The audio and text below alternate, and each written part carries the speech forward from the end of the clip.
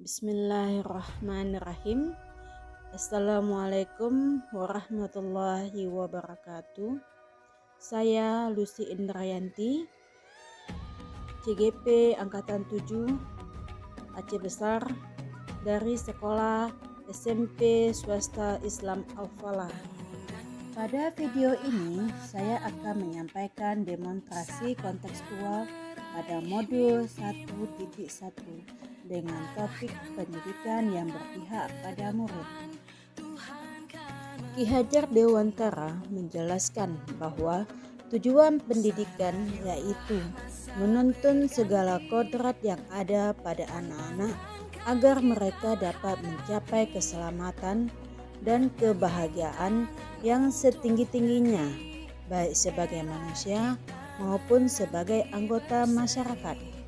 Oleh sebab itu, kita sebagai pendidik hanya dapat menuntun tumbuh atau hidupnya kekuatan kodrat yang ada pada anak-anak agar dapat memperbaiki lakunya yang bukan dasarnya hidup dan tumbuhnya kekuatan kodrat anak. Peran kita sebagai pendidik diibaratkan sebagai seorang petani atau sebagai seorang tukang kebun yang tugasnya adalah merawat sesuai kebutuhan dari tanaman-tanamannya itu agar tumbuh dan berbuah dengan baik.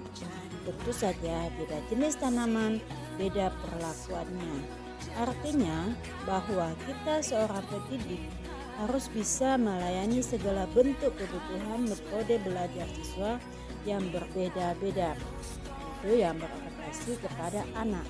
Kita harus bisa memberikan kebebasan kepada anak untuk mengembangkan ide, berpikir kreatif, mengembangkan bakat atau minat siswa, atau disebut juga dengan merdeka belajar. Tapi kebebasan ini bukan kebebasan yang mutlak. Kita perlu memberikan tuntunan dan arahan supaya anak tidak kehilangan arah dan membahayakan dirinya. Sebagai pendidik, kita tetap harus terbuka dan mengikuti perkembangan yang ada. Namun tidak semua hal yang baru itu baik. Jadi perlu diselaraskan dulu. Indonesia juga memiliki potensi kultural yang dapat dijadikan sebagai sumber belajar. Ki Hajar Dewantara menjelaskan bahwa dasar pendidikan anak berhubungan dengan kodrat alam dan kodrat zaman. Kodrat alam berkaitan dengan sifat dan bentuk lingkungan di mana anak itu berada, sedangkan kodrat zaman berkaitan dengan isi dan irama, yang dimana artinya bahwa setiap anak itu sudah membawa sifat atau karakter masing-masing. Oleh karena itu, kita sebagai guru tidak bisa menghapuskan sifat dasar tadi. Yang bisa kita lakukan adalah menuntun dan membimbing mereka agar bisa muncul sifat-sifat baik sehingga dapat menutupi atau mengaburkan sifat-sifat jelek.